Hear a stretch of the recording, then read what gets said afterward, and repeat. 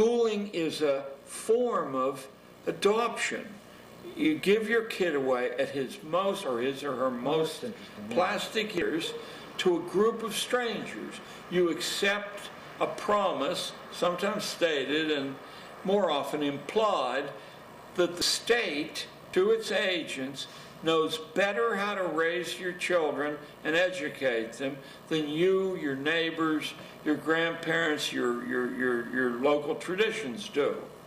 And that your kid will be better off so adopted. By the time the child returns to the family, or has the option of doing that, very few want to.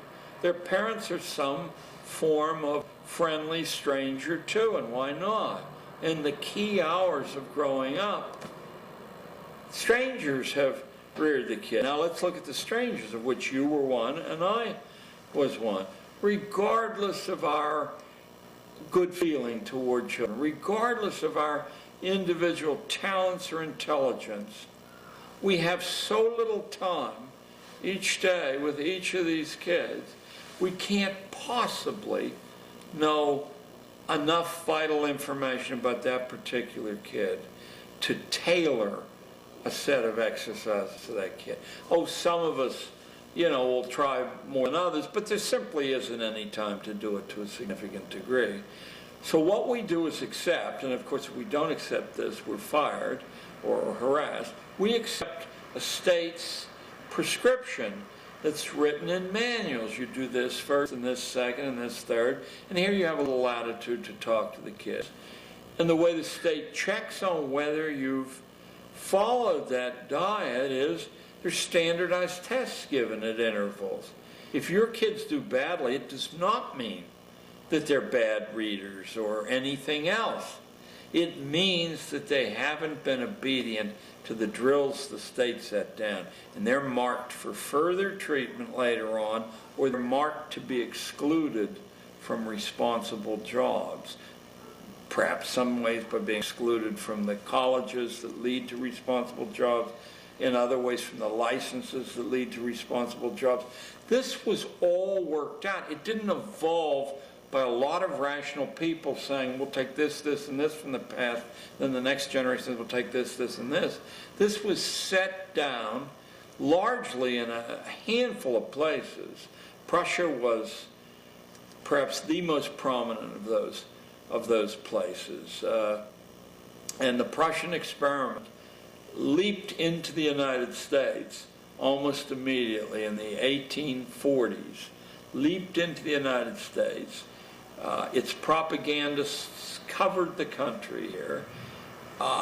Its backers, its financial backers, set up the most important teacher training institutes and financed those institutes. And then no one was allowed to become a teacher who didn't more or less subscribe to the fact that experts could create a curriculum and pedagogues could administer it. Well, that's exactly what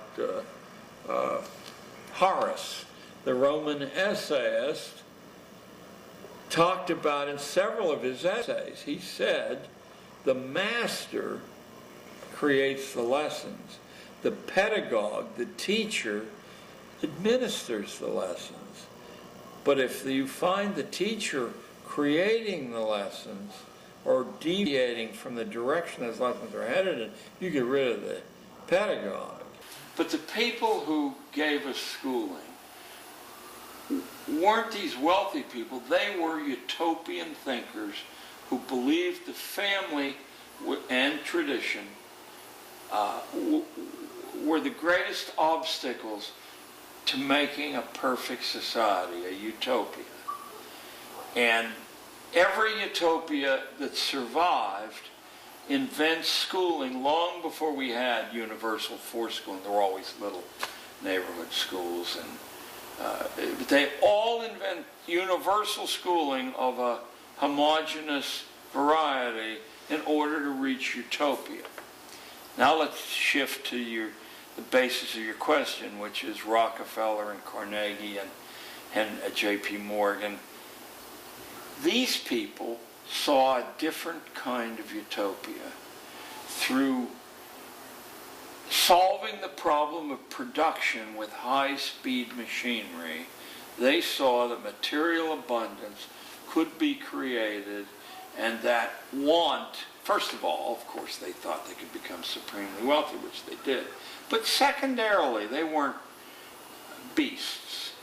They thought that this material abundance, since they had abandoned a belief in a creator or an afterlife, this material abundance was the best that a human life could aim for. And to do that, the family had to be moved off center stage, and the children had to be processed like raw materials. These are the people who saw to it with their influence that when legislation that was wildly radical based on any past model was proposed, that the right legislators would vote that legislation through. They saw to it that money was available to build these vast piles of brick and stone and to drain children out of the community by the force of law, mind you. If you gave children and families options, it probably would take half a decade before many people tried the options. But I think inside of a decade, the institutional schools would vanish because they don't teach the way children learn, nor can they teach the way children learn. That's not what they're set up to do. They're set up to produce a predictable, homogeneous, safe product. They're set up to sort people into occupational categories, roughly consonant with what the current economy demands. Your theorists, through history, were the first to reflect on the best, most efficient ways to manage populations. And your theorists worked out state institutions very early on. I'll give you one example that caused the socialization of populations and the stratification of populations to take place, I won't say indelibly, but certainly to an extreme degree, very early on in the 17th and by the middle of the 18th century, the stratifications across Europe were perfect, and there was no way really to escape unless you were a highly unusual person and you could see through a lot of the constraints on us, a lot of the strings that hold us like puppets are really inventions of our own mind. I'm not saying that there aren't armies and police and various ways to punish deviants, but there isn't any way to punish a large number of deviants. There isn't any way to do that. It's too expensive to even try to do it unless you can colonize the minds of children growing up so they become their own police. And they will report other children who are deviating